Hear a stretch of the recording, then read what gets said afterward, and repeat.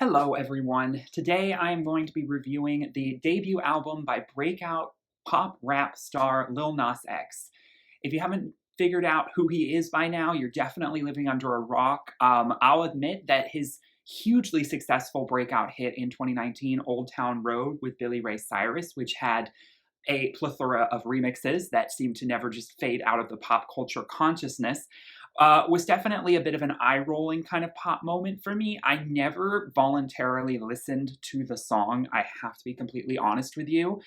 I got a bit of the vibe of what it was, like it was hip-hop but mixed with country, and I just thought of it as very sort of just bro pop, like basic Spotify fodder. And so unfortunately, I viewed Lil Nas X as just another one of those, you know, SoundCloud rappers who was blowing up for the moment. And I hate to say it, but not anything that I felt like I needed to pay attention to. That was, of course, before I realized that he was gay. He sort of came out while that song was having a moment, but at the time, he was definitely much more understated with his homosexuality. And so I just didn't necessarily feel like his music was really showing us who he really was. Although it was still him, you know, he's definitely a, hip hop guy from Atlanta, got some masculine sides to him. You know, he loves hip hop. So it's going to, some of his music is just going to sound like what the straights make, so to speak. But his first project, Panini, I'll be honest with you, I just never paid any attention to. At the time, I was just not, he wasn't on my radar, is all I'm going to say. And I didn't really feel like he'd actually had his debut, the debut of Montero Hill being his actual name, of which this record is named after. So when we got Call Me By Your Name, Montero, this past March, my eyes finally were opened. And I made a review about that song. I really wanted to not just talk about the song, but I wanted to talk about the cultural implications of the visuals and the lyrics and everything about what Lil Nas X is doing for gay culture in pop media, particularly in hip-hop Black culture, which is, of course, what he is a part of, and something that we haven't really seen so far in at least American pop music. So he's breaking so many barriers and doing so in such a fabulous, enigmatic, tongue-in-cheek, very smart, masterminded, as far as the marketing for all of this. He is such a great marketer. He really uses social media, like the Gen Z mastermind that he is, to get all the right buttons pushed, and I love that. He's controversial, but he shouldn't be, and he pokes fun at that. He's got that tongue-in-cheek with everything that he does with social media to not only have fun with it, but to sort of enrage the right people, which is something that I think we still need to see people pushing the boundaries for. It's something Madonna did in the past. We had a lot of pop stars do, David Bowie.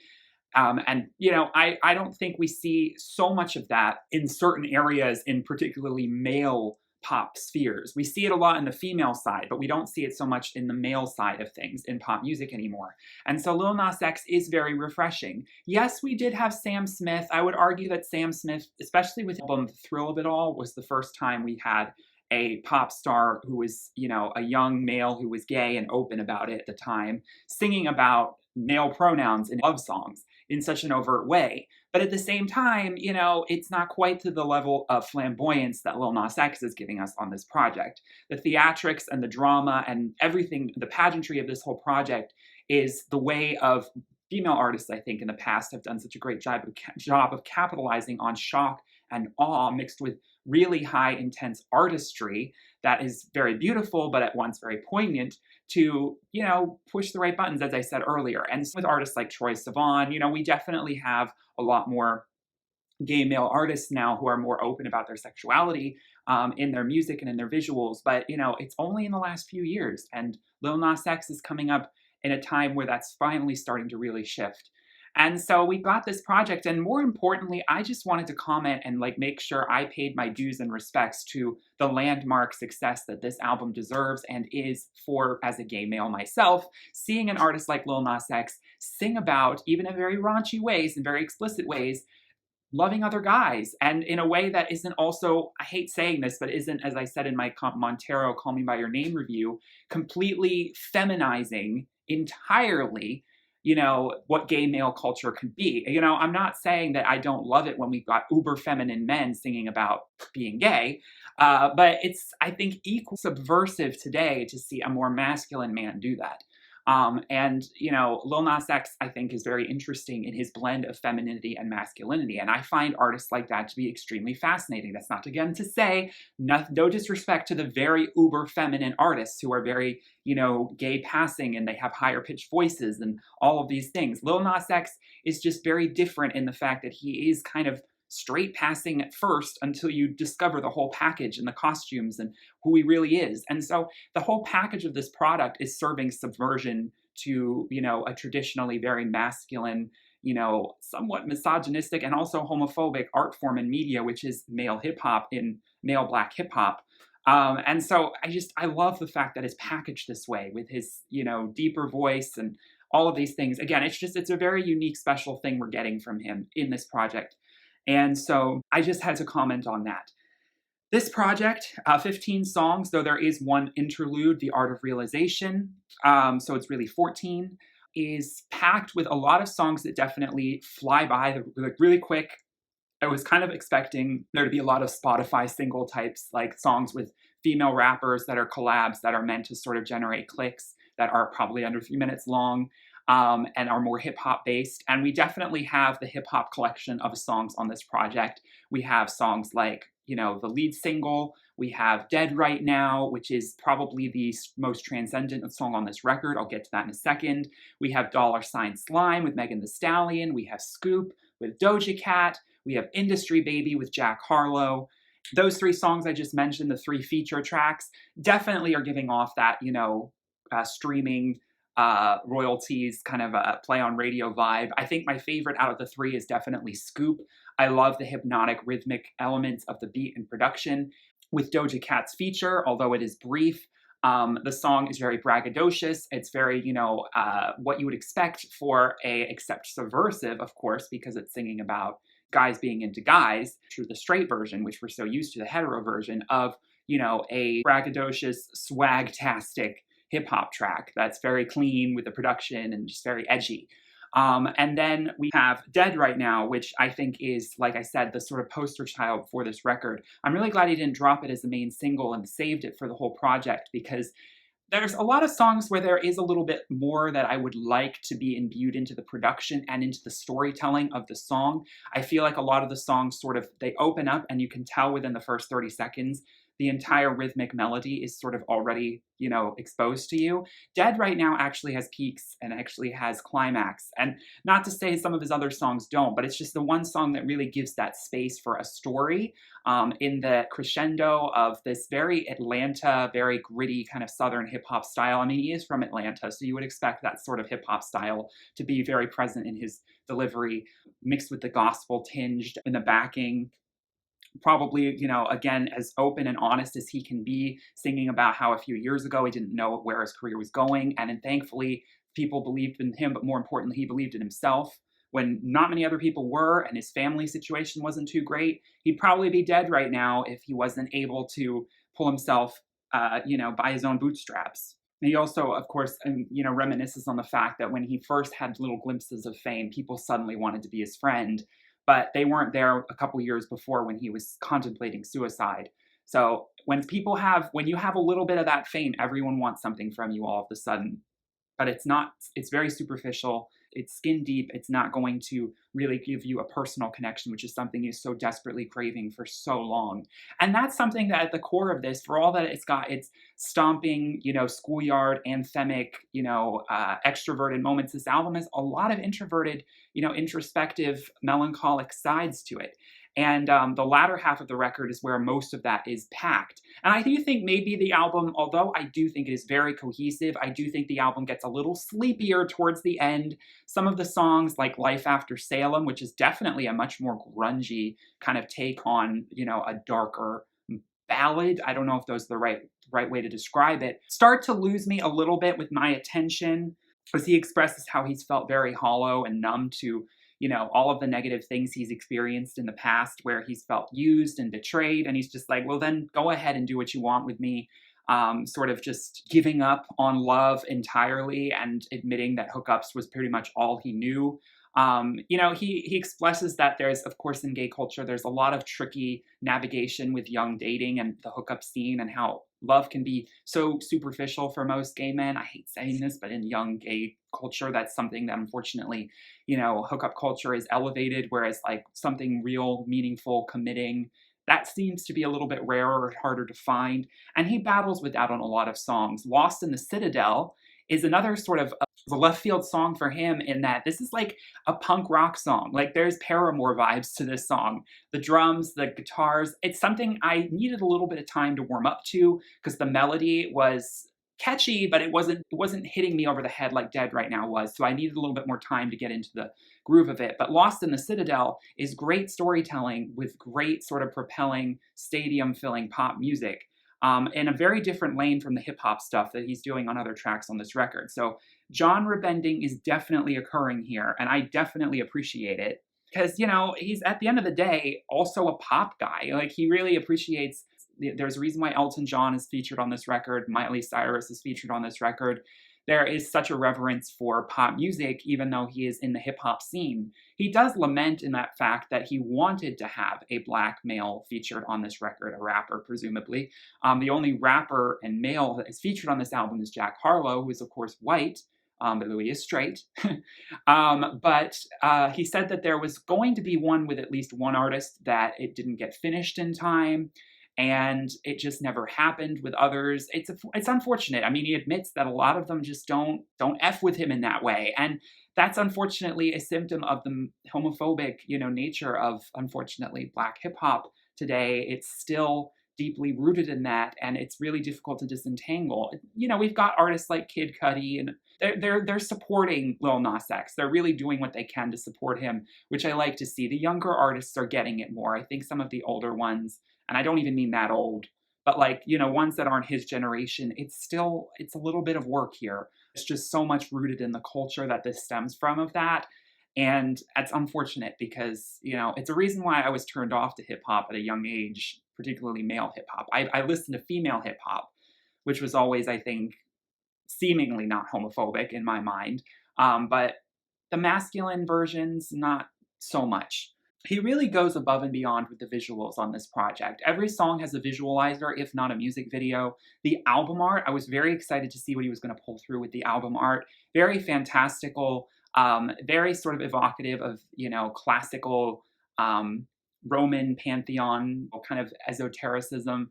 And I'm really fascinated to see where he continues to go with pushing the boundaries with his visuals, because he understands that visuals are like the driving force behind a lot of the impact of his music. That's not to say that his music is not super impactful on its own. He just knows that visuals can really pair well with it, which is something that I don't think a lot of male artists put as much effort into these days.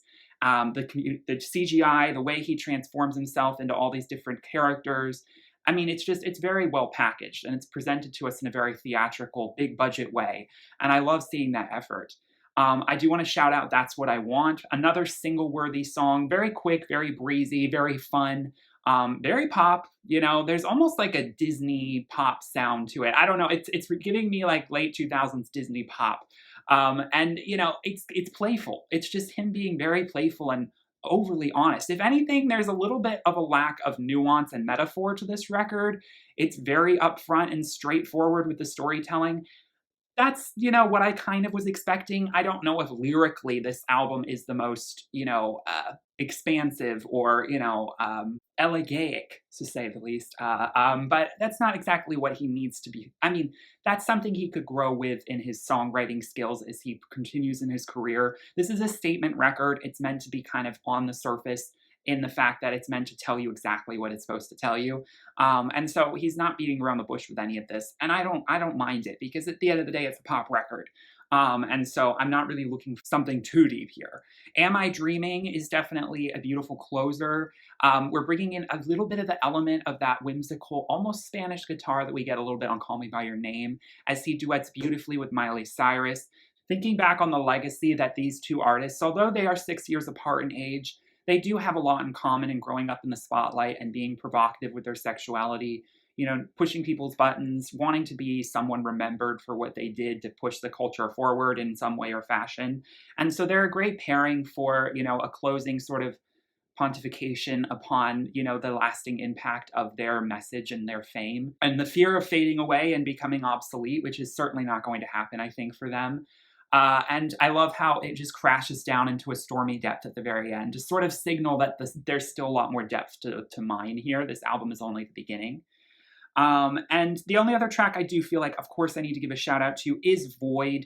Now, I think if I had to rank these songs, I think that the final songs, Void, Life After Salem, they would probably be my least favorite. Something that, again, production-wise, I do find a little grating is the fact that these songs feel a little muted in parts, and I just want a little bit more expansiveness from the melody, from whatever the guitar or the drums are doing in the background. A song that I think does a really good job of enveloping you in the warmth of it is Sun Goes Down. That's the real emo ballad of this record that I'm 100% wrapping my arms around. Sun Goes Down, which we've all heard before, it was a single that was released earlier, is deeply personal, honest, and gutting. I mean, the first couple of times I listened to it, I do think tears were coming to my eyes. And that's just because you feel the story. You feel, the internalized, battle that we as gay men have had to go through growing up, and dealing with bullying and dealing with ostracization, and then on his level, dealing with racism as, he ponders why he looks different from a lot of his peers. And does that add to the level of, why they other him from the groups?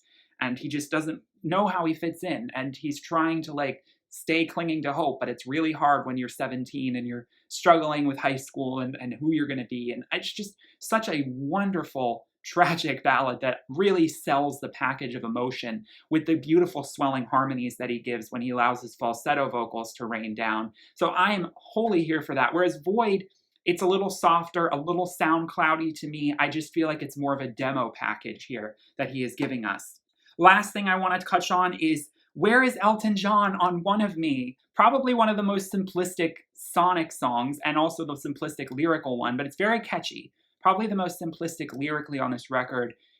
You get it 100% what it's about, but I also really enjoy the, again, playful element to it. And the piano, which is obviously Elton, I'm assuming, is contributing to the backing of it. I just was expecting to hear his vocals, and I was a little disappointed.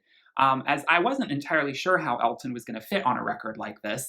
But, I suppose he needed to include his name as a feature just for the, fact that Elton is sort of the first gay man to do it in pop music.